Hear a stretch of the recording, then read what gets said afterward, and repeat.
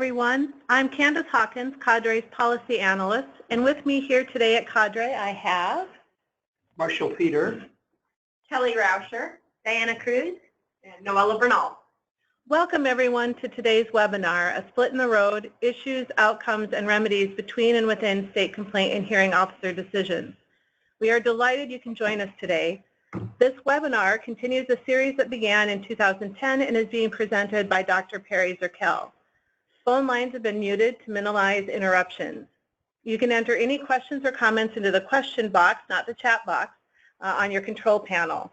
The PowerPoint and handouts for this webinar will be available in the handouts box on your control panel and also on CADRE's website. We are extremely fortunate to have Perry Zerkel with us today. Perry is Professor Emeritus of Education and Law at Lehigh University, where he formerly was Dean of the College of Education, subsequently held the Iacocca Chair in Education for its 5-year term, and continues to co-direct the Lehigh Special Education Law Symposium. He has a PhD in Educational Administration and a JD from the University of Connecticut and a Master of Laws degree from Yale University. He has written more than 1,475 publications on various aspects of school law, with an emphasis on legal issues in special education. In 2013, he received the University Council for Educational Administration's Edwin Bridges Award for significant contributions to the preparation and development of school leaders. In 2016, he received the Education Law Association's Stephen S. Goldberg Award for Distinguished Scholarship in Education Law. And in 2017, he received the Council for Exceptional Children's Special Education Research Award. Again, it is our pleasure, and I will turn things over to Perry. Thanks, Candace, and welcome everybody, and thanks for participating. We have a wonderful group across the country, and just to give you some quick idea as to the diversity of state folks, we've got folks like Karen Taguchi and Barb Drayton, who's from South Carolina, Karen from Hawaii, Heather Reisman in Texas, Kerry Smith right here in our own state of Pennsylvania, Kerry Sorensen, Rhode Island, Bridget Brown from New Hampshire, Monica Dervoda from Ohio, Jamila Pollard from Georgia, Paris Taylor from Louisiana, Steve Sparks from Tennessee, Bill Carolina, a group including Victoria Glick from D.C. and old friend Mark Ward from Kansas. And those are just state folks that I've had the pleasure of communicating with in the past. And then we've got various other folks with diverse role groups, including, for quick examples, Lisa Pagano from OSEP, and my old friend Rita Lou from California, and Mitch Yell from the University of South Carolina, and Evan Farrer from Florida. So let's get into our materials today. What the information that I'd like to share with you today has to do with the two decisional, and pardon the sort of metaphor, but I'm referring to them as avenues here, the complaint procedures process at each state, which the regulations require, and the more well-known process of impartial hearings that starts the whole adjudicative avenue. Now, when I say decisional, I'm not trying to in any way demean, but rather ultimately and indirectly to reinforce the alternative dispute resolution mechanisms that CADRE has been so helpful in stimulating across the country, starting with but not ending with mediation, and including things like IEP facilitation and various other innovations that try to get folks to resolve things on their own mutually without these two decisional avenues. But ultimately, if they don't get resolved otherwise, these two avenues get plugged in, and we wanted to examine them together since we've got folks who represent both avenues here, as well as the folks who are the traffic for these avenues. On the bottom of this slide, by the way, I'm plugging real quickly my website, not because it's any sort of commercial entity, because it's not. But now that I'm retired, my daughter has sort of channeled me into doing this, so I keep busy and out of her hair, but similarly, hopefully get to share some information for some of you, so that, for example, some of the articles that we talk about that you may have difficulty otherwise getting a hold of. I posted there on my website just as long as the publisher's copyright agreement allows me to do so. With that, let's get into the material. On this next slide, you'll see, first of all, and I'll use my arrow to point it out, I'll be using the acronyms here for abbreviation, pardon me. CP for the complaint procedures. I don't know why it's bouncing back like that, but CP for complaint procedures and HO for the hearing officer avenues. And when we look at these two avenues, you find that there's far more attention, both in a scholarly way and in a practical way, on the whole hearing officer avenue. And even in my long career, I've only become more clearly aware of the CP avenue in very recent years. The professional literature provides far less attention to CP. Coker, for example, did a study in Ohio limited to just 1 year and reported that in 2014. Suchi and Huffner in 1998 did a survey of the various state systems, but that obviously is, although providing some baseline, is out of date right now. And up until what we're going to look at, I could not find any empirical examination which tried to compare the content and outcome of these two alternative avenues. And that's going to be the focus of what we're going to do today. This webinar more specifically shares the results of an empirical analysis that compared these two different alternatives with regard to three sort of variables or characteristics. The first variable or feature here, and I don't know why it's bouncing like that, but the first variable is issue categories, which I'll define in a moment, but basically it has to do with broad classifications of the kind of complaints, specific complaints that people will raise. Then the outcomes would be essentially, did the hearing officer or complaint investigator find that there had been, for example, denial of FAPE, and thus ruled in favor of the parent, or found no such denial and thus ruled in favor of the district. So the outcomes are essentially a rather rough one-loss kind of scale. And then if the outcome was something like denial of FAPE, that is in favor of the parent, what were the specific remedies that resulted from HO or CP? In this particular case, you will find that rather than trying to get a random sample of the 50 states, which I found to be impossible, what I ended up doing is selecting 5 of the most active states. And what you find, for those that have looked at this, including the Government Accountability Office in a report some years ago, they found that for hearing officer decisions, approximately 10 states accounted for 90% of all of the hearing officer decisions. The concentration is a little less extreme for CP than it is for HO, but nevertheless, about 20 states account for 90%. When you see the slide bouncing back and forth, frankly, I have no idea why that's occurring, but I'm correcting it each time. I took those 5 states and I designated them as letters A through E. And I must admit some ambivalence as to whether to identify the states by name.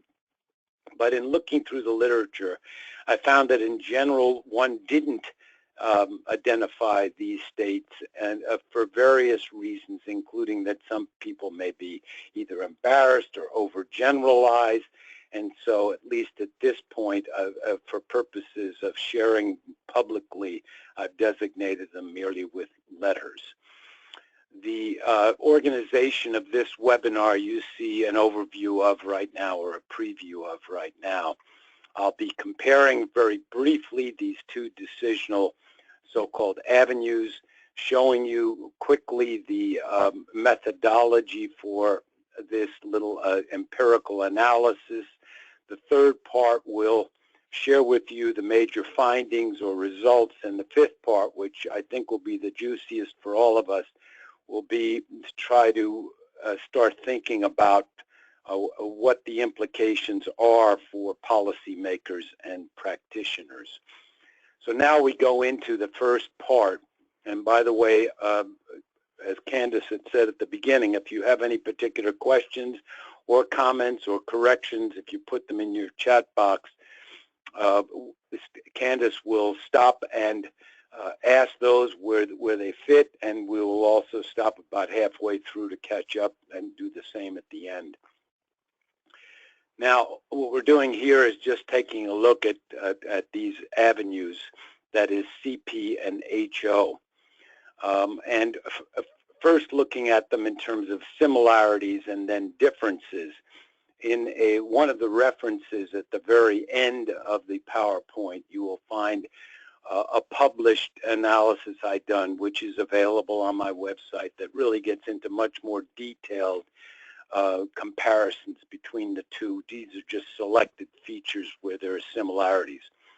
First, although we often forget about this, but both of them are pretty special to IDEA.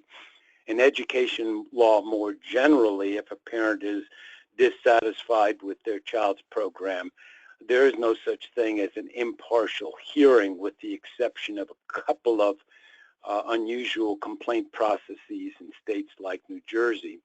And similarly, that would be for the adjudicative avenue. And similarly, there is no typical investigative avenue that is anything comparable to CP. So these are the two avenues. The one, HO, was established under the statute originally. The CP procedure, first starting with the Edgar regulations, but more recently in the IDEA regulations, is a more recent newcomer, but nevertheless an equal alternative at this point legally and required of every state. Both of them are administrative, that is, conducted by the agency, the state education agency, with due independence or impartiality. But they're part of an administrative agency process, so that, for example, HO, although adjudicative, is prejudicial. And both of them, again, unlike mediation, are decisional. That is, ultimately, there has to be, from that hearing officer or investigator, a decision one way or the other. Both of them also are complaint initiated, where someone actually formally files a complaint to start it off with. And both have a fairly tight timeline specified by law, by the IDEA, for between the period of filing of the complaint until the written decision. And the subject matter of these complaints is very similar between the two. And not only do we have the language in the IDEA regulations with regard to CP, but because some states at least had gotten into the informal habit of doing procedure only, if you look at the OSEP question and answer document that originally had come out about 10 years ago and then was updated again more recently, there's clear guidance, encouragement, and, if you will, direction from OSEP that, for example, CP, it's supposed to address substantive, not just policy issues, which makes the jurisdiction very similar between the two sides.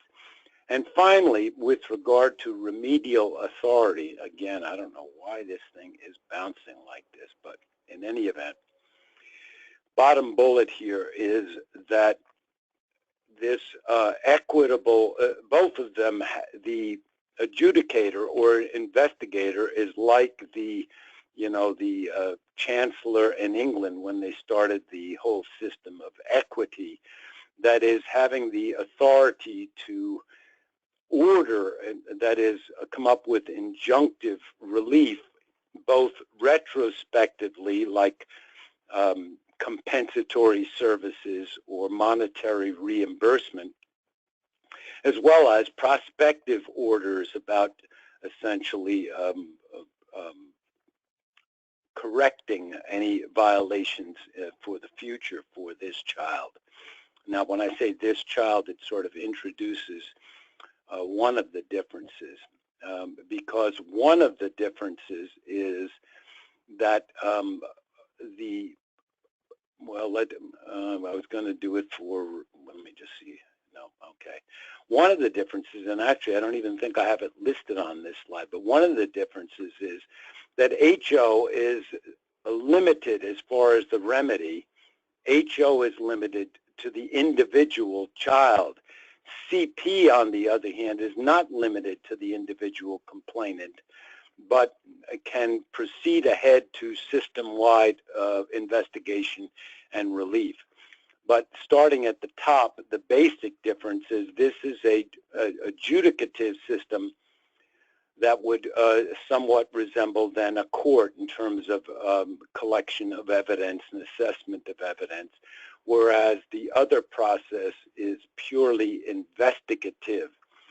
A second difference is that HO starts with filing, and again, I have no idea why this is doing this, and oddly enough, we went through a testing process, but didn't try this part out. And if either Candace or Jen knows. Perry, are you using a pointer, or are you using your mouse, or the arrows to advance the slides? I'm using the arrows to advance the slides, and once I'm on a slide, the pointer. And somehow while using the pointer, it'll just automatically, as you just saw, bounce from one to the next. You might try not using the pointer. If we could not use the pointer, right, and see if that resonates. All right, let's see what that does then. So I've just put the pointer over to one side. Now I'm at the second bullet at the left. For the HO process, standing or the complaining party may only be the parent or the district.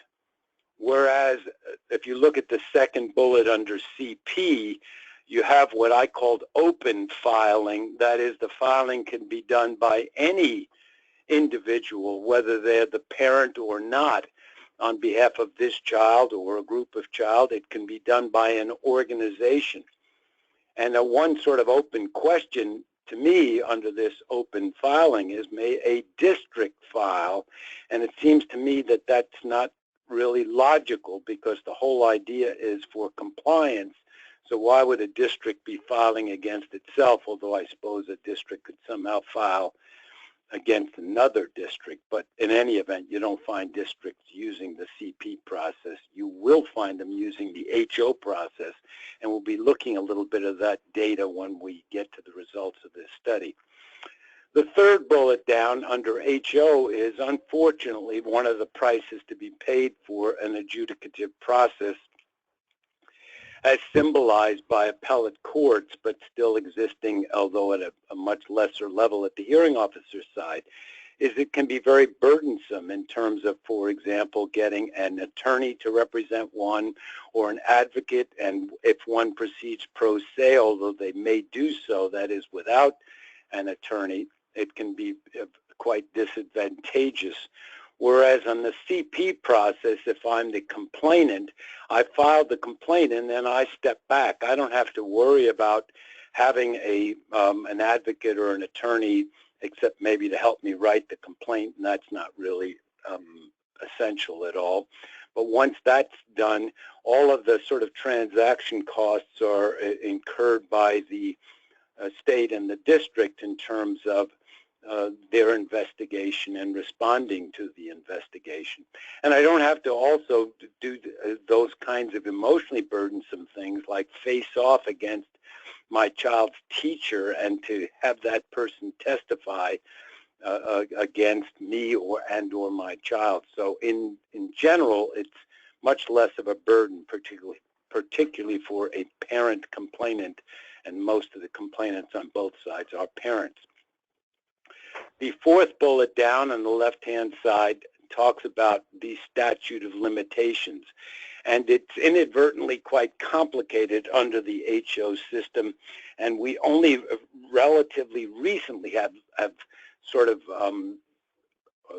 learned or been awakened to that complication by a Third Circuit case called GL versus Ligonier, and more recently a Ninth Circuit case called Avila versus Spokane, which have pointed out that if you look at the language, the 2-year period under HO is not a look-back period. That is, you don't take the date of filing of the complaint and just go back 2 years, but rather you have to determine the so-called KOSH when the parent, if the parent is the complainant, knew or should have known of the underlying violation or action that led to this. And then you count 2 years forward from that KOSH date to determine whether the complaint is timely. It is much simpler, although shorter, for the complaint procedures process. You see the 4th bullet down talking about a 1-year rather than a 2-year period, and it's a look-back period. You just go back 1 year from the date of filing, unless a state decided that it wanted to have a longer statute of limitations. But that's the IDA requires 1 year unless the state extends further. The last bullet on the left-hand side points out that what I'm calling open again means that the losing party at the hearing officer level, skipping for a second the limited number of states that are second-tier states, that have a review officer. So if we just eliminate that for a minute, the losing party at the hearing would go to either state or federal court. Both have concurrent jurisdiction, and it's relatively an automatic, easy process. And by the way, I found over the years that it's become almost 100% at the federal court level rather than folks selecting state courts. Whereas the last bullet down, which actually, now that I look at it, the bullet is misplaced in terms of spacing, because the bullet should be upward, says no judicial appeal in most states. I'm guesstimating that approximately 12 states allow for some form of appeal, sometimes to the state agency, sometimes to state court, sometimes to both, but it's the exception rather than the rule. Now, how about, again, previous research? For hearing officer, that is the HO level, there are many, many, many, many studies that have looked at the various characteristics of hearing officer rulings that include some of the studies that have come up with this concept, this unit of analysis of issue categories. That is not just looking at the case as a whole, but taking a look at the frequency and outcomes of groupings of issues in categories, and we'll again get closer and closer to examples of this, but an example would be FAPE procedural, FAPE substantive, or FAPE implementation.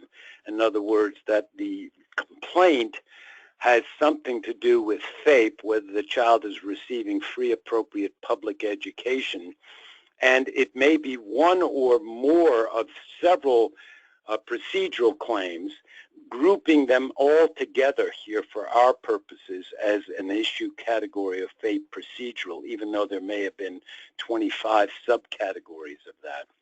Or FAPE substantive, which the recent Supreme Court decision, Andrew F., comes up with the refined standard.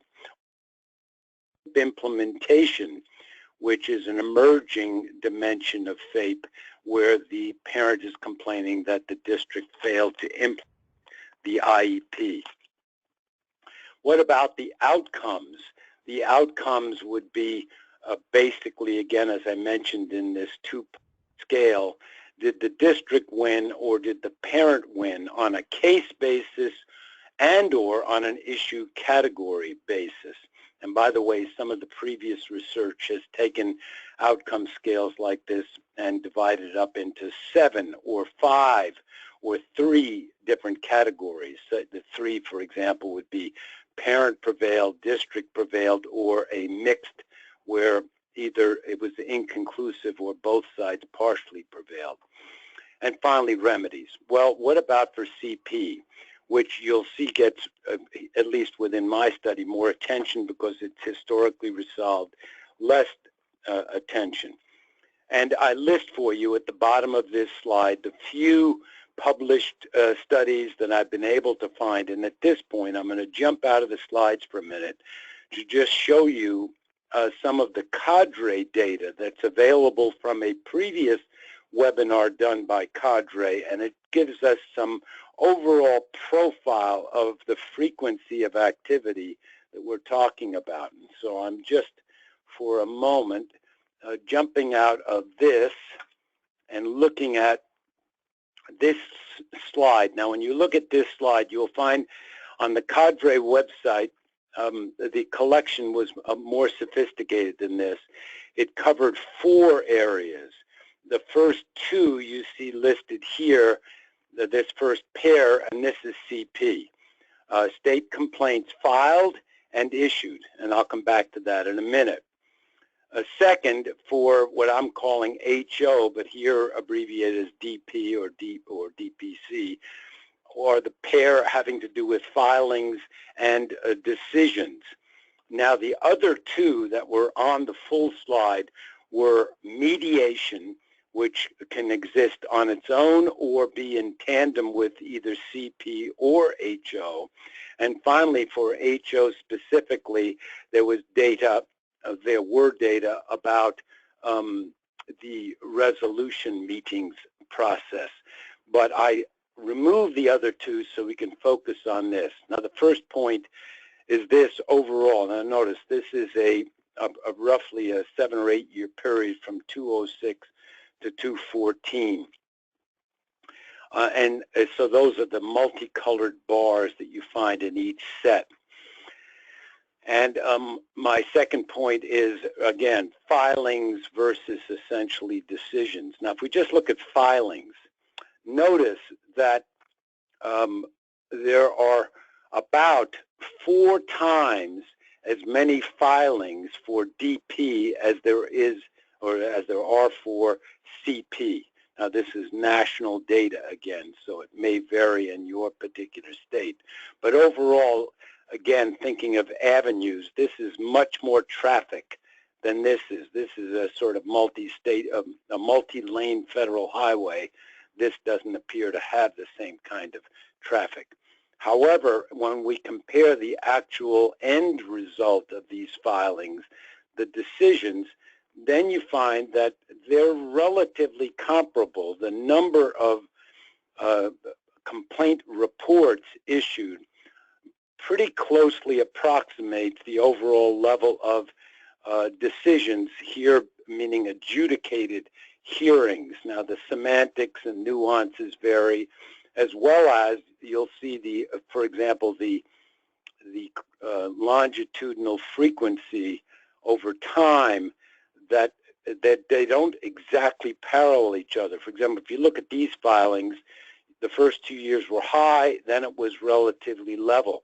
If we look at HO filings, you see that the same 2 years were the highest, although one was higher, whereas we didn't see that here. And then there was a more significant drop-off, and then for whatever reason, a bounce up and then down. But overall, there was about an 8% drop for that time period, a 12% drop here. Now, if we had more time, we could analyze this more thoroughly, but my main point is, going back to this notion of roads traveled by or a split in the road, that this one is much more traveled by initially, but the end result is approximately the same. And that will bring us back, because you will find that for my little study, what we analyzed were this versus this. That is, we were not looking at filings, although that's certainly a relevant background factor. Comparing a random sample of complaint reports versus due process hearings in 5 very active states that thus had a disproportional percentage of the overall national activity. So that brings us back, hopefully, to where we were with the slides. And now we're moving into the particular study that I'm sharing with you, the overall results, and in the references you will you will see listed an in-press article that will be coming out within the next few months that will provide much more detailed analysis. First bullet at the top, you see repetition of what I've told you. I selected 5 states for which CP decisions were readily available and HO decisions were readily available for approximately a 5-year period. And by the way, although I had to go through the Freedom of Information Act for some of these states, they were states that were quite responsive and helpful in providing for me this random sample of data. We ended up with 50 CP decisions and 50 HO decisions from each state. Again, then, when you multiply it out, it ends up being 500 decisions, 250 CP, 250 HO.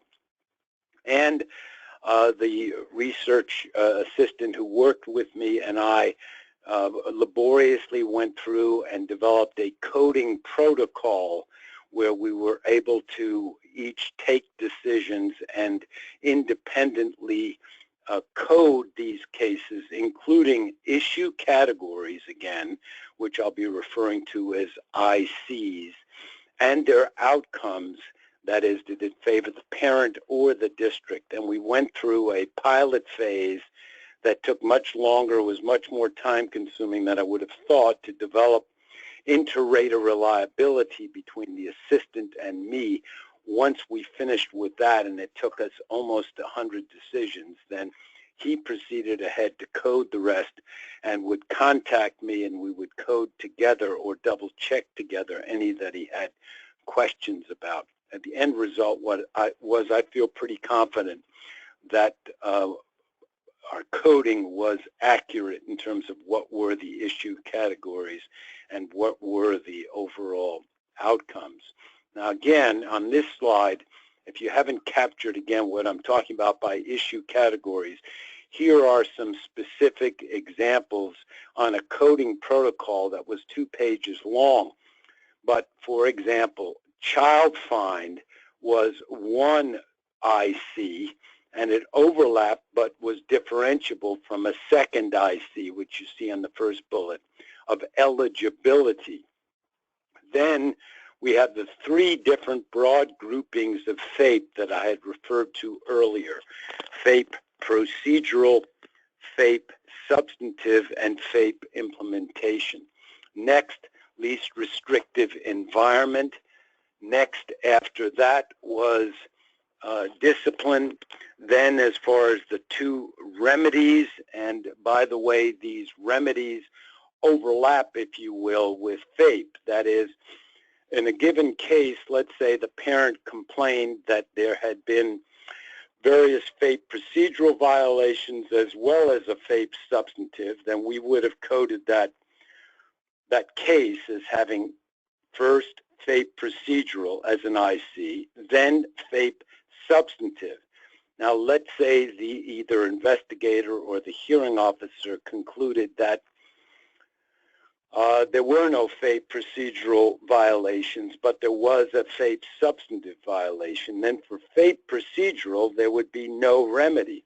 But for FAPE substantive, we would have either tuition reimbursement or compensatory education. And we, by the way, had other remedial categories like prospective, and we'll get into that, prospective orders. But my point here is that in effect, what would happen would be we'd have an undercount of tuition reimbursement or comp ed to the extent that the parent may have sought that, wouldn't end up in the coding unless there was the prerequisite denial of FAPE in one or more of the FAPE ICs. And then as far as so this is what we're calling the unit of analysis. It is more precise than the overall case. But secondarily, we looked at the case, and you'll see that kind of data. So when we get to outcomes, you'll see that primarily we're referring to what are the rulings for each of the IC that is each of these overall issue categories, and secondly, what are the outcomes if we sort of conflate together those ICs, and I'll describe how we did that, which was not necessarily the optimal or most sophisticated approach, but seemed to be the best under the circumstances, but I'll get to that. Now, here are the results, finally. First, how many ICs were there per case for each of the two avenues? And what we found was that it came out to something like 2.1 ICs. In other words, the average case, whether it was HO or CP, and remember, we're only looking not at the initial filing, but only those that made it down to that much lower level of the decisions. And second, remember that we conflate together specific issues within these overall categories. But after having done so, there was no statistically significant difference between the average number of ICs per case in CP versus HO. If you look, however, at the second bullet, here becomes, to me, a very significant, both statistically as well as practically significant variable, and that is the so-called success rate. Now, by success rate, I mean, again, on this outcome scale of winning versus losing, that the success rate would be what are the percentage of ICs or cases where the ruling was in favor of the parent, not the district. And so under the second bullet, the first dash, again, I can't use my pointer here because it somehow seems to throw things off. So I'm under outcomes, under overall ICs. Parents were successful overall across the 5 states approximately in 1/4 of the ICs, 24% success rate, but double that for the CP process. The CP avenue, half of the ICs were in favor of the parent. Now, to me, this is quite significant. If I were a parent, everything else being equal, and they may well, especially since if they're not equal, it may be easier for me to use CP. I have twice as high odds of winning if we go ultimately to a decision. Of course, the if there may become significant here. Now, what about, again, our secondary unit of analysis is cases. Now, here it gets a little trickier. How do you figure out who won the case? Here, for simplicity's sake, what we did was we said, okay, if there were, let's say, 3 ICs in this case, and the parent won 1 of them or 2 of them or 3 of them, we considered it a victory for the parent as far as success rate. That is, we took the best for plaintiff or best for parent version to conflate from issue categories to cases. Now, I understand this is not precisely correct, and we could get into a discussion back and forth as to what are the various ways of doing this.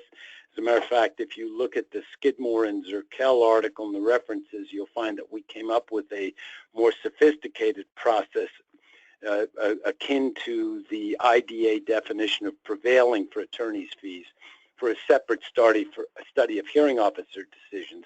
But here, in this context, it seemed to make more sense, given our outcome scale, et cetera, to use a best for plaintiff conflation process, understanding what we did. The result was, and you may be somewhat surprised at this because it may have seemed to be skewed in favor of giving the benefit of the doubt to the parent, but the success rate for HO, when you looked at any one of the ICs that the parent won, it only changed the success rate from 24% to 32%.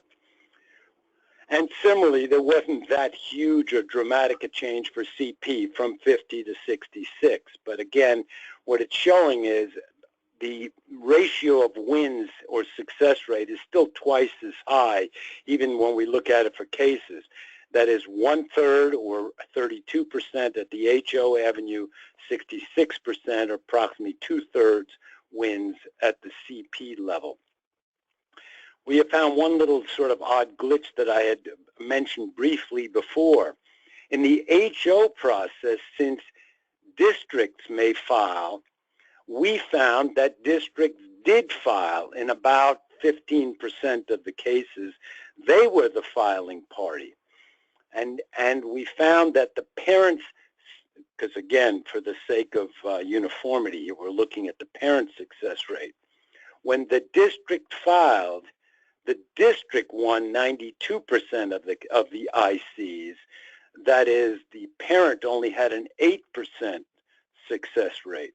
Now, when you look at these things, you have to understand that most of these ICs, which were district initiated, had to do with IEEs, that is, independent educational evaluations, because the regs say if a parent seeks an IEE at public expense, the district has two choices only. It either must pay for that IEE or it must file. And so when the districts do file, they do relatively well in these IEE cases. The other quick example, which is even more dramatically in favor of districts, is when the district seeks to evaluate the child because of child find. They have reason to suspect the child may be eligible, and the parent refuses consent for that initial evaluation. The regs allow, do not require here, but allow the district to file for due process to override the parent's lack of consent. And here you find the odds strongly favor districts, presumably because hearing officers conclude, one, if there is reason to suspect, because if there wasn't, why would the district be doing this? And number two, it'll provide more data for both the parent and district to see. And number three, ultimately protecting the parent's choice, even if the evaluation concludes the child is eligible. If the parent doesn't consent to the IEP or revokes consent, that's their sort of fallback veto, if you will. But I don't want to overdo the district-initiated ICs because they're the relative small minority of cases, and reinforcing my point that it was at least inferable that districts do not file complaints through the CP process, at least in our random sample of 250 CP cases. We found none where the district was the initiating party. So that's the overall comparison in terms of outcomes. How about if we look within these cases at the ICs? If you look at the first category here on this slide, of these are the high frequency ICs. If you look at HO cases, as you may or may not expect, you'll find that there's a fairly high percentage of complaints based upon whether the IEP is reasonably calculated to yield appropriate progress, the Andrew F. refinement of Rowley. That's the FAPE substantive standard. However, for CP, even though OSEP has encouraged and essentially required CP to examine substantive issues as well, you find a much higher predominance of FAPE procedural cases, relatively few FAPE substantive rulings, at least, because again, we only count where they've actually addressed the IC, not sort of ducked it. And also a fairly high predominance of where the parent is complaining that the district failed to implement fully the IEP. The reasons why include, I don't want to get into too much interpretation, but one of the reasons I find at least is, and we'll get into this a little bit more later, but for FAPE procedural cases, although there are exceptions, in general we found that most CP decisions used a so-called one-step analysis. They just simply said, is this a requirement under the law, that is federal regulation or state regulation? And if so, did the district violate the procedure? That's like 1A and 1B of a single step. That yields a violation. Whereas for HO, based upon the post-Rowley lower court cases and the 204 amendments to the IDEA, hearing officers are legally obligated to use a two-step analysis, which is after finishing the first step, if there is a procedural violation, then examining whether it resulted in a loss, substantive loss to the child, or a loss to the parent in terms of parental participation. As a result, then, parents do better for CP cases in terms of outcomes, and thus, as well, since outcomes affect frequency, more folks will bring procedural claims to that more compliance-oriented process. Similarly, for FAPE implementation, it just seems to be not only easier, but the courts have mandated a more relaxed district-friendly standard for FAPE implementation, whereas the CP investigators, not bound by the case law, tend to use a more rigorous, more strict, almost per se approach for failure to implement, which then again increases the outcomes in favor of parents and the gravitational pull towards more cases of that sort. Moving down to parental success again, you find that in CP, correlating with what we just said about frequency, the outcomes tend to do much better for parents for procedurally oriented ICs and for FAPE implementation ICs.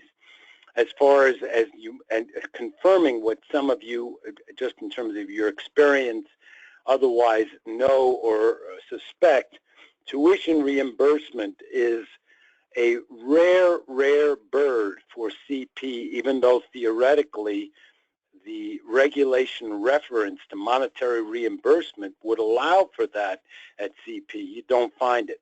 You do find it a very common remedy at the HO level.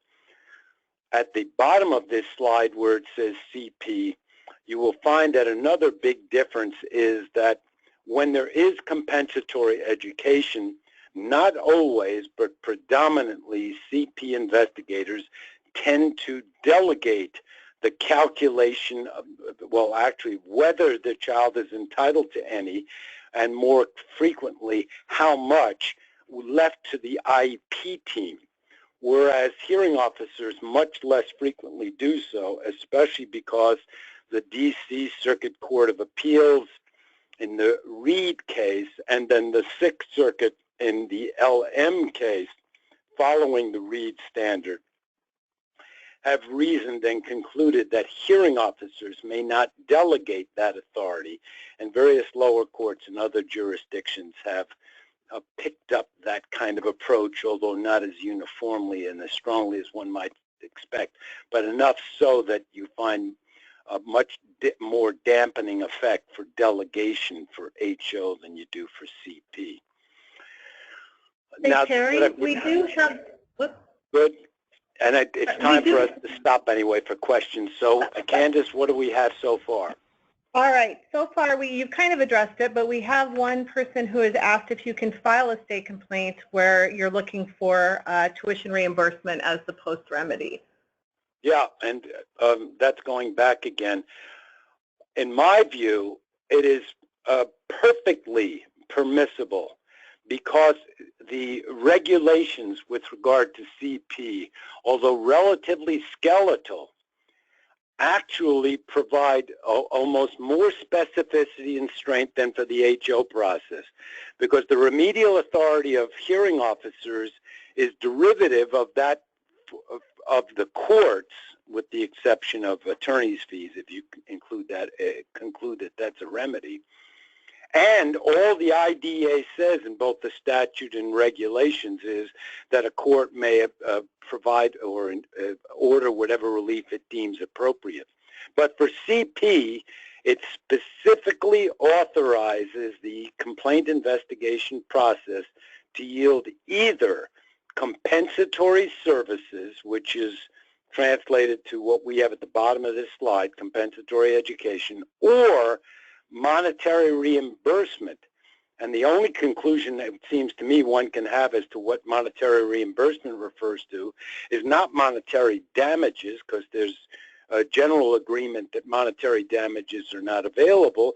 So all that leaves is reimbursement. Reimbursement for what? Reimbursement for either special education, which could be then tuition, or related services. And what I occasionally would find is reimbursement for some related service like transportation. But in my view, the answer to the question is perfectly permissible. But if you look at it in terms of practice, for various reasons, perhaps because some complaint investigators think they don't have the jurisdiction, that might be part of it. It may be that attorneys that advise parents are pushing them towards the hearing officer avenue. And it may be because for a high-stakes issue like this, we somehow feel that we're going to take the adjudicative route. But my view, subject to what the rest of you think, is that tuition reimbursement, like any other reimbursement, is an authorized remedy under CP. Any further questions, Candace? Yes, we have another one asking whether or not you did any research or came across any references to outcomes when the SEA was referenced in the complaint and was, you know, kind of the subject of the complaint. Yeah, that's interesting. First of all, I separately recently did an article that's in West Education Law Reporter and on my website about SEA liability, that is state education agency. When I say liability, I don't mean money damages necessarily, although in some of the cases it is monetary because it's Section 1983. But I found a bunch of court cases around the country with varying results as to what extent an SEA may be liable and for what sorts of things beyond direct services. So my first point is that you will certainly see court cases addressing the SEA as a defendant. For hearing officer cases, now the question was about CP, but I'm backing into it. For hearing officer cases, I found in general that hearing officers, as a matter of practice and the limited authority that comes from courts like the 10th Circuit case and the Chavez decision, seem to suggest that it would be the exception rather than the rule that the SEA would be a defendant in a hearing officer case. Now, finally, getting to the answer to the question, in CP, none of the 250 cases that I can recall had the SEA as a defendant. And I don't know if that's because there's some legal barrier to doing that. I hadn't even thought about it, or that was just our random sample. But it would be relatively rare to find the SEA. And if you ask me, well, the same thing as tuition reimbursement, at least sort of theoretically, is it possible to file a complaint against the state itself? I'd have to think about it, and probably Mark Ward will jump in and give us the correct answer, because he usually thinks about these things more thoroughly than, or more carefully than I do. But I don't have a good answer for that, except to say that we did not have CP cases where the SEA, as compared to the LEA, was the defendant. Any others, Candace? Oh, we've got them coming fast and furious, Perry. So right. One is a clarifying question on the the complaint process. In an order for monetary reimbursement, could that only be for tuition reimbursement and not for, say, speech language services that were not provided? Yeah, it would seem to me that monetary reimbursement is generic. And so it could be for a particular related service like speech therapy, if it is a related service, or transportation, which clearly is a related service, because speech therapy can sometimes be special ed. But it also can be for the, essentially not the tail, but the dog, the special education, which could be a private school placement. So my view is that monetary reimbursement in this case could be any of the above that one would be able to get reimbursement at a hearing officer level. Because I've seen hearing officer cases where the reimbursement claim or decision was merely for a related service and or for private school and or for tutoring, etc. It seems to me that the reference to monetary reimbursement is generic and would include tuition but not be limited to tuition or be based upon tuition with the tuition alone. But again, if you actually look in practice, if we looked at our sample, I found one case of the 250 that it was tuition reimbursement, and there what it turned out to be was essentially a settlement for tuition reimbursement that the district allegedly breached. And so the parent filed for CP to enforce the settlement agreement that they didn't pay tuition reimbursement, and this complaint investigator said, that's within my jurisdiction and I order you to provide the tuition reimbursement. But that's a sort of indirect way of getting there. So I would think that most of you would find my answer to be either eye-opening or provoking some sort of allergic reaction that says, no, we don't do that. And unless and until a parent really made an issue of that, and of course, because the judicial appeal is difficult in many of your jurisdictions, maybe you'll continue to get away with it. But if I were, for example, OSEP, doing some sort of accountability compliance review, it would seem to me that your position would be indefensible. Other questions or comments? No, Perry, we do have quite a few questions, but I know that we're kind of pressed for time, okay. So right. Let's move ahead and then we'll have more opportunity toward the end. Okay, great, thank you. Okay, so the slide we were at was showing you sort of the quantitative data, but in addition, as we read each case and coded it, we had a comments column on our spreadsheet, and we recorded there our observations of some of these cases. And this is a quick summary of observations that we had made. The first bullet here really surprised me, and yet when you think about it, it's understandable. But I found that in CP, starkly different from HO, you hardly found any citation of court decisions. A few cases, only a few that mention Rowley, since they were pre-Andrew F. But beyond Rowley, the court cases having to do with implementation of FAPE, for example, or having to do with LRE, etc. Just a whole slew of court cases that we constantly train ourselves to stay up to date on in the HO process are almost entirely ignored. And if you, again, because of time, but a couple of quick reasons. One is many complaint investigators are not attorneys, and so they don't necessarily know or keep up abreast of what these court decisions are. Number two, many of these cases, the person that's bringing the complaint as a parent, operating pro se, doesn't file a brief or anything, and thus the court cases are not even put in front of the investigator to be applied. And third, there was one DC case, I've just mentioned DC being one of our 5, but I might as well admit it. But one of the DC cases, and this is, I commend DC for doing so, actually in explaining why they were reconsidering a decision, actually addressed this issue and said that there's no legal authority that requires the CP process to follow the case law, because the case law is built on the whole adjudicative avenue. Now that's just a quick discussion of that.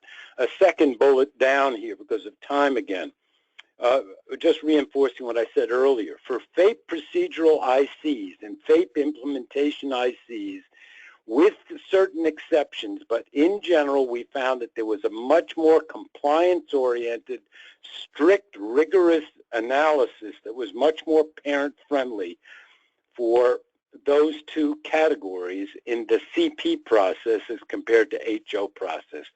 Third, after doing many hearing officer trainings, it's become almost automatic for me to say, don't get engaged in sua sponte, meaning on your own, extending beyond the complaint. If the parent brings a complaint to HO about substantive FAPE and you find in the course of the evidence some procedural FAPE, it's not up to you to raise that issue. If the parent has not raised the issue, just stay limited to the issues brought before you and the particular complainant, not other kids that somehow come up or the system-wide problems. But in clear contrast to that, I found that in general, complaint investigators found no limitation whatsoever and instead an obligation because of their compliance responsibility for the agency. If they uncovered issues that the parent had not brought but affected this child, or issues involving other children who were similarly situated or just came up in the case, they went after it. And that apparently is not only prevailing practice, but permissible and perhaps required practice. So it's a distinct difference that we noted. And finally, as a trade-off, if I were, telling a parent, consider which avenue you go down, I'd be saying, gee, in general, although there are variations from state to state and issue to issue, but in general, your odds are twice as good at CP as compared to HO, again, for decision, not just, filings, et cetera, but for decision. But what you're likely going to get is going to be for your child, which is usually your interest, a less deep, a less satisfying remedy. Because what I often found in CP cases in the wake of a violation would be things like ordering the district to review its policy. Well, that's nice if they're going to review its policy, but I want compensatory ed for my kid. And sometimes it just said review its policy and revise it as appropriate. Well, I want a clear revision to fix this for my kid and other kids. Or to train personnel, which is a nice thing. I like that as a remedy, but as a parent, if I looked at this remedy, often it just says train personnel, but it doesn't say exactly which personnel or what's the level of training or any accountability or quality indicators as to the effectiveness of this training. And again, remember what we said earlier based upon the questions. Something like tuition reimbursement, which to me is a very deep remedy, whether we're talking about a deep pocket, like how much it's going to cost this district, or the relief that it's giving me as a parent that I had gambled on paying this and seeking reimbursement. That's a deep remedy, but as we pointed out, you don't find that typically in CP. So in general, again, subject to exceptions, I found the remedies to tend to be broader for CP, but less deep.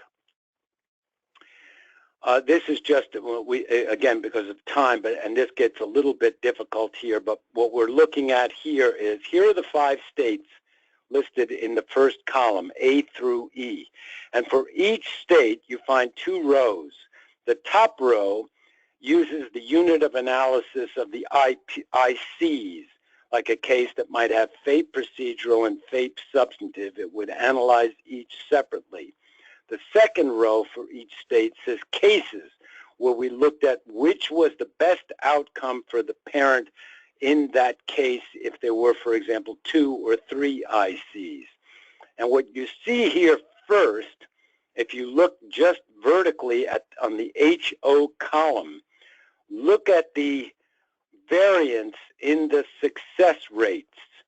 So for ICs, which is under HO, the left-hand side of it, you see that states C and E had a success rate of 6 or 9% for ICs, whereas if you go to B, 44%.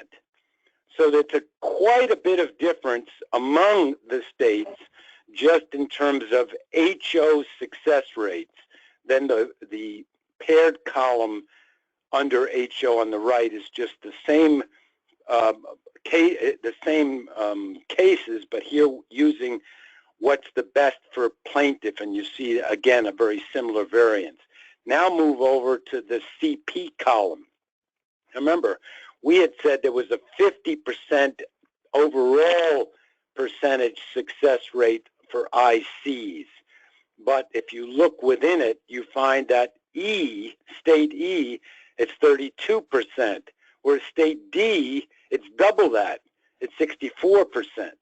So my first point is there's substantial variance among our 5 states for HO and for CP. Now if you look horizontally or look simply at the P column at the end, which is this, is there a statistically significant difference for that state for HO compared to CP? And what you find is there is statistically significant difference at varying levels of 0.05, 0.01, or 0.001 for every state except B. In state B, interestingly enough, the success rate for ICs was 44% for the hearing officer, and CP 44%. So again, there's substantial variance within our overall results among the states, within HO, within CP, and also comparing HO to CP. If we look at the same thing in a more qualitative sense, trying to drill down to the IC level, here my problem is that there were several ICs that had such a low frequency that I couldn't really compare or count them, and that then skews the data. But in general, for example, if you take a look at the first, we're now in Table 2 under FAPE procedural, you find that, so I'm with FAPE procedural. CP, there were 205 of these ICs, and if you look at relative frequency, you find that state A and E had, in general, relatively few FAPE procedural ICs, whereas state B had double their percentage. Those two had 14%, state B had 30%. Now again, we're just looking at a sample of this, but if we stick with FAPE procedural for CP, if you then move across the right, and I'm apologizing that I'm not using my cursor because of the cursed problem we have of switching slides, but you'd find that the success rate for FAPE procedural was particularly high in states A, C, and D, although the order was D, C, and A in terms of percentage. Again, without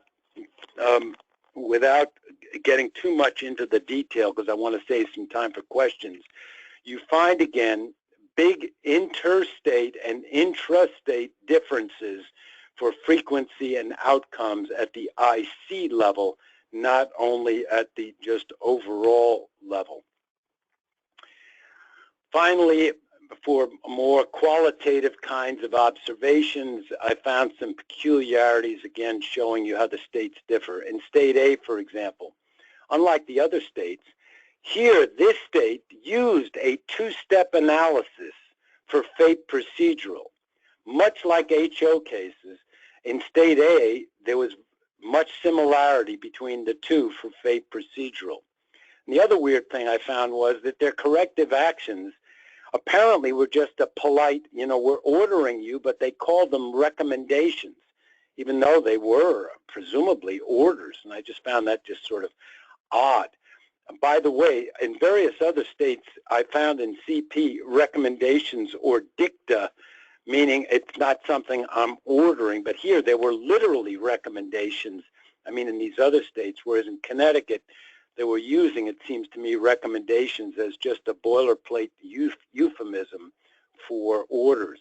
State B, I found here that, yes, they delegated for CP, compensatory ed, which was typical of all the states. But here what I found interesting is they would delegate to the IEP team, but the investigator would say in the decision, this child shall receive at least 25 hours of speech therapy as a minimum, but the ultimate number beyond that 25 is left to the IEP team. And State D, I found, had what if I were a parent, would consider a particularly shallow order. It said at the end, after finding a violation, we ordered the district to have a memorandum to the affected staff not to do that again. Now, maybe you think that's good. I don't know. It's up to your perception. But nevertheless, that's the kind of remedy which I typically wouldn't find for HO and didn't find in other states for CP, but did come up commonly in State D. Now, those are peculiarities for CP. Finishing our slides, how about for HO? For whatever reason, remember those cases I mentioned of district-initiated ICs? Well, half of them all were in State A. Again, I'm not sure why, if they've become particularly hospitable to that or it's something to do with the parents' bar, but there was that sort of state difference. Second one down, State C and D tended to, in this case, the hearing officer, when the parent had a laundry list of, let's say, FAPE procedural claims, the hearing officer would conflate them. In other words, when I was doing the coding, or when my colleague was doing the coding, we did the conflation. Well, in State C and D, the hearing officer conflated them, and I found that some hearing officers vary. I happen to be a conflation type. Others say, no, I'm going to analyze and list each one separately. Finally, State D had something. This one last one. State D had an interesting thing. I've always regarded FAPE as a unitary concept. You either provided FAPE or you denied FAPE. In State D, I found the hearing officers would not uncommonly say, district, you provided FAPE. However, you didn't provide enough speech therapy, or the goals weren't specific enough or something, and ordered a remedy just specific to that limited area, whereas otherwise saying there was no denial of FAPE, which I found to be unusual, but again, because of time, we go on. Now, these are the kinds of questions that if we really had more time, and I would hope as a follow-up, some of you will consider either on your state level through the stakeholders or just the people who provide this to consider, and or through the CADRE listserv, perhaps organizing some sort of either practical project or research project. But first question I have as an outside observer, remember when we looked at the CADRE data and we found that there were 5 times as many filings or 4 times as many filings for HO? Why is that when the odds are twice as high of the parent prevailing? Second question, are these significant differences, for example, 50% success rate versus 24%, or the 2-part test for FAPE versus the 1-part, or the use of case law for HO and not used, and is that sort of difference worth the trade? Or put differently, should we try to get more harmony between the two approaches? Because if not, then I would think that many smart parents or complainants will forum shop. They'll go to one place for one kind of case and another kind of place for another, which maybe is all the more effective for them. But for me, it just increases the odds of gamesmanship under law rather than dispute resolution and professional collaboration. And finally, why is the interstate variability? Now, we know that states vary. That's why we have states. But this significant that it'd be 6% in one state and, 5 times as much in another state in terms of success rate? With those questions and the references you see at the end, I've pretty much used up my time, except for any questions. Those of you have to leave early, do so without guilt, and I thank CADRE and the rest of you for participating. For those who hang in, what kinds of questions do we have left, Candace? Well, we have a couple here. I don't know if we'll have time to get to them all, but one that's kind of related to what you were just talking about was someone asking for you to clarify a little bit about your statement that the complaint process is not bound by case law. If you could elaborate on that, that was earlier on. Yeah, what I'm saying here is, if you let's just take one quick example. Implementation cases. There in case law, the Ninth Circuit has what it's called the Van Duyen approach. The Fifth Circuit has the Bobby R approach. They're both Circuit Court of Appeals decisions.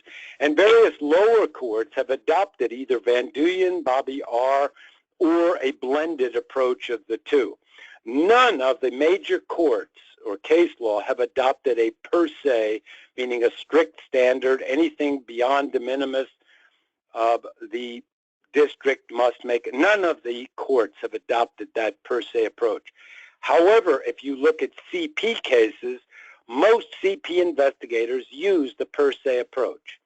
That's an example of where CP investigators are not following case law. And if I told them you must follow it, they could say to me, show me authority that requires us to follow case law authority. And I know of none. To me, I think it is understandable that what most investigators do is they look at the law they look at are federal regulations, state regulations as being the framework for whether there's a violation or not case law. Thank you. We have one other one asking for some clarity around monetary reimbursement for damages. Again, first of all, I don't do clarity. I complicate the word.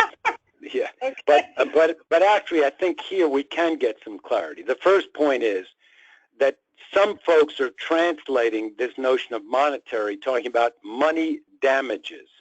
And there is general agreement that money damages, whether you go to HO, whether you go to CP, or you go to court itself, money damages, direct payment for pain, suffering, injury, etc., are not available under the IDEA.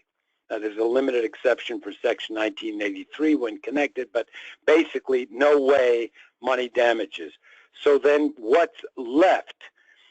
More specifically, what is monetary reimbursement, the two-word phrase found in the IDEA regulations as an authorized and it seems to me obligated remedy under CP? What does it mean? Well, it doesn't mean money damages then. So all it seems to me as a default is it must mean what we often call in HO cases tuition reimbursement. And by the way, when you look at those, or an article I wrote on tuition reimbursement, I retitled it Tuition and Related Reimbursement, because sometimes in court or through the HO process, you get reimbursement for tuition and related services, sometimes related services alone, and sometimes something else like just sort of tutoring, whatever you regard that. And it seems to me that meaning is the same for CP as it is to HO.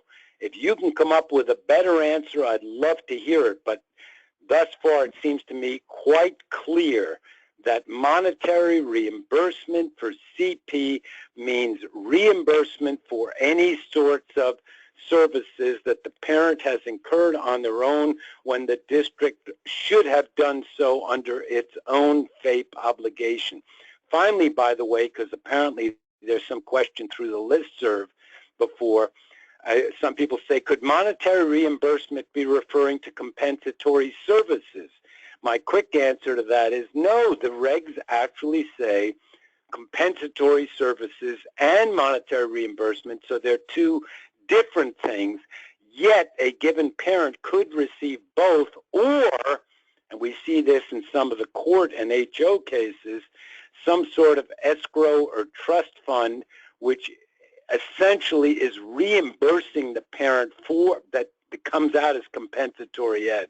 But basically, to keep it clean and clear, to me, monetary reimbursement in the CP context means reimbursement of parent outlays when the district had the obligation to do so, regardless of the form of service the parent made an outlay for, including, at the most extreme, a residential placement out of state. With that, is it time for us to, pardon the expression, Candace, but duck out? I believe it is, Dr. Zerkel. Okay. Thank you so much for joining us today. We've done our best to answer what can be some pretty complicated questions, or I should say Dr. Zerkel has done his best to answer some complicated questions, and his answers are those of his alone and not CADRE's, but we are so appreciative of your expertise and the webinar that you've done for us today. Feel free to contact us with your questions or comments. Please click on the link in the chat box to fill out a very brief SurveyMonkey to evaluate the webinar, and we greatly appreciate you taking just a few minutes to do this. Our next webinar will be presented by Greg Abel, and he will present some of the work he's doing around trust. More information about the webinar will soon be available on CADRE's website, and we look forward to you joining us. Thank you.